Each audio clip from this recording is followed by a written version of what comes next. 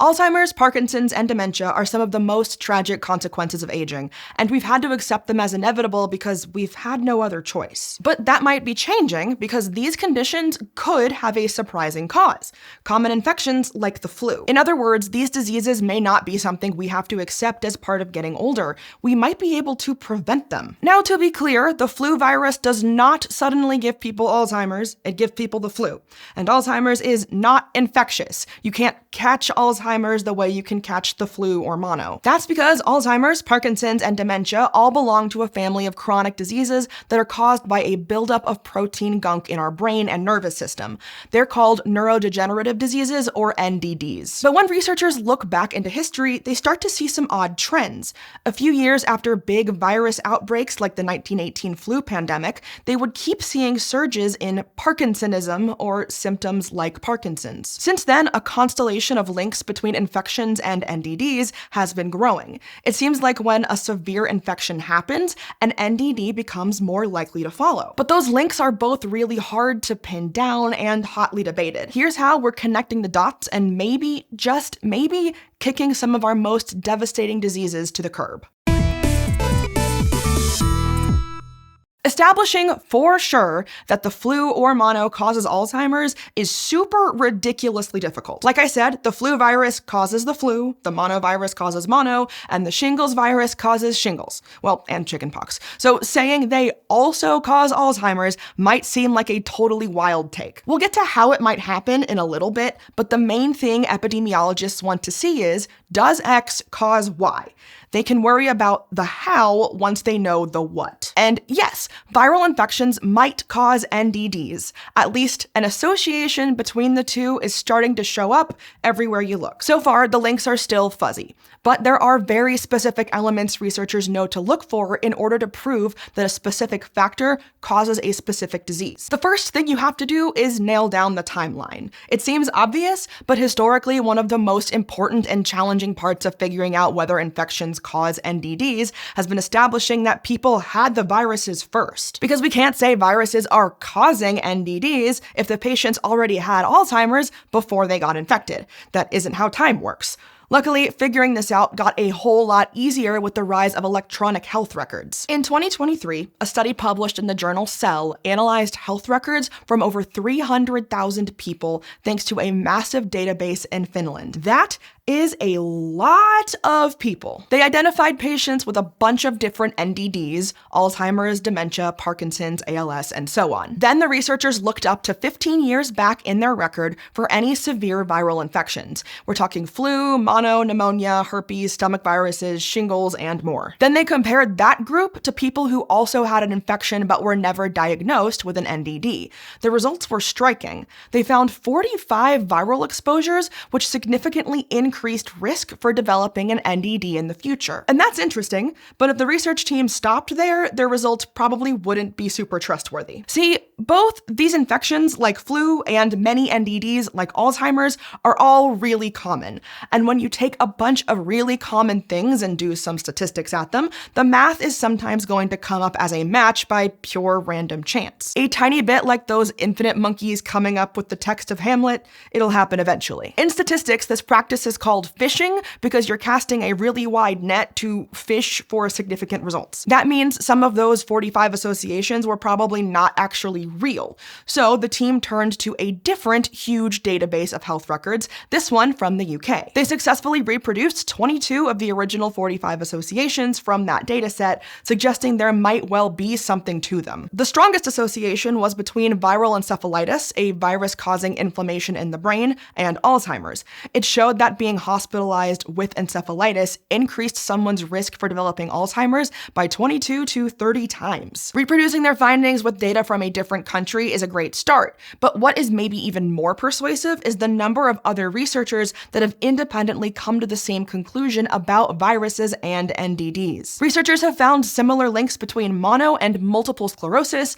mono and Alzheimer's, and flu and Parkinson's. So the evidence is building for links between viruses and neurodegeneration, but that's still not rock-solid proof that viruses are causing neurodegeneration. It's just that this connection is really hard to study.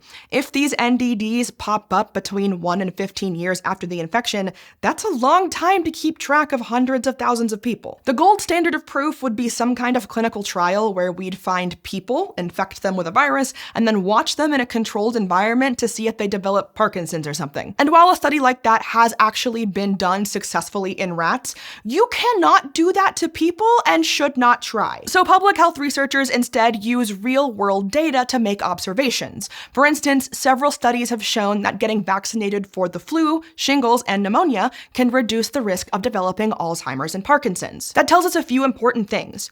First, while vaccines don't prevent all cases of infection, they can dramatically reduce the severity of those infections. And that's important because that big study we were talking about earlier with hundreds of thousands of people, that was looking at hospital data. And since you usually don't check into the hospital when you have the flu, that means we're talking about severe infections. Vaccines are available for several of the viruses they looked at, including flu, shingles, and pneumonia. And they've all been shown to reduce infection severity or rates of hospitalization. So it could be getting severe infections leads to higher odds of developing an NDD later in life. It also means we may be able to prevent people from developing NDDs with a few safe routine shots. So the question remains, if viruses cause NDDs, why and how do they do that? Why would a stomach virus so nasty you end up in the hospital cause problems for your brain? And not right away, but 15 years later. Having a plausible explanation is not strictly necessary for establishing that viruses cause NDDs, but it does make researchers' jobs easier when you get to the prevention part. So to start off, it's not unheard of for viruses to cause a chronic, non-infectious disease. Human papillomavirus, also called HPV, is well known to cause cervical cancer, for example. But we're looking at a bunch of different viruses. Flu, shingles, mono, herpes, leading to a bunch of similar NDDs. It's weird that they seem to end up in the same place. It could happen a bunch of ways and might be different for each virus, but here are two of the explanations researchers have put forward. First, remember that all NDDs are caused by a buildup of protein gunk in our nervous system. And second, all of these viruses can be neurotropic, meaning they can enter and infect cells in our brain and nervous system. Of particular note is herpes, or HSV. Over 60% of the adult population in the US is estimated to have herpes. Most of the time you hear about herpes, it's because of the painful sores it can periodically cause on people's lips and eyes. In between flare-ups, the herpes virus lays dormant in our peripheral nervous system. Tons of things, from stress to sunlight and even other infections, can reactivate the virus, producing more baby viruses that travel down to the skin and cause sores again. But those new viruses can also migrate the other direction from the nerves in our skin up to the brain.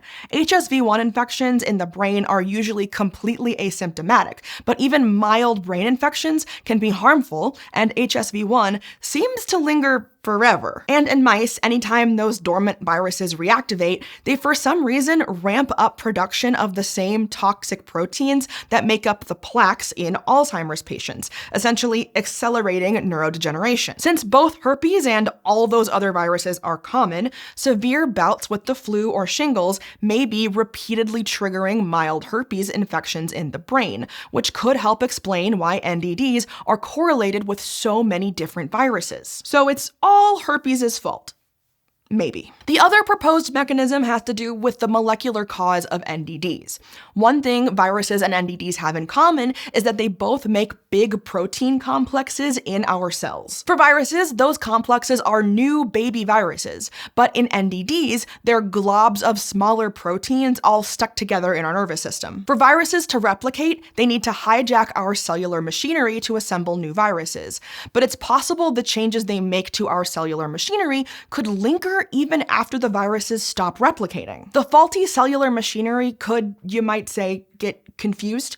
It's now programmed to assemble proteins into new viruses, but it's all out of virus. Instead, they might accidentally start globbing human proteins together, improperly creating those harmful plaques that cause NDDs. One study, which hasn't been through the peer review process yet as we are filming this, does present some early evidence supporting this idea. The study shows that a drug that was originally designed to interrupt the assembly of HIV viruses can also slow the assembly of plaques in patients with ALS. ALS. So maybe those plaques are being put together in a similar way, and the drug is resetting the faulty machinery. These ideas require further study, but they lend some weight to the notion that viruses are causing NDDs. All in all, while it's still up in the air, the growing body of research certainly checks a lot of the boxes epidemiologists look for when declaring a causative relationship. And we might get clarity on this relationship in the coming years. The world is reeling from the COVID-19 pandemic caused by SARS-CoV-2, a virus that can infect the brain. And if severe viral infections really do cause NDDs,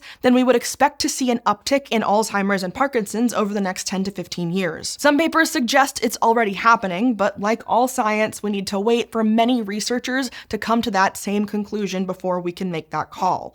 Time will tell. Now, maybe this seems like terrible news. We all get the flu, we all get mono, and we all get herpes. So how does knowing they might be causing NDDs make any difference? Because knowing that viruses may be partially causing some of the most devastating diseases humans experience empowers us to find solutions. We've learned that vaccines for common viruses seem to protect us from NDDs.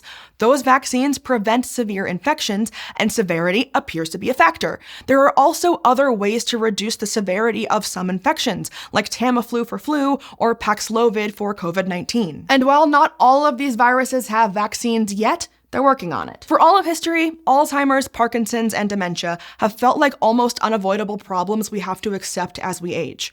What if that's not the case? What if these heartbreaking diseases have such easy-to-tackle causes that we could be on the verge of getting rid of them, at least some of them? It's not going to happen next year or in 5 years, but if these associations with infections turn out to be real, we suddenly have a massive toolkit for dealing with neurodegenerative diseases.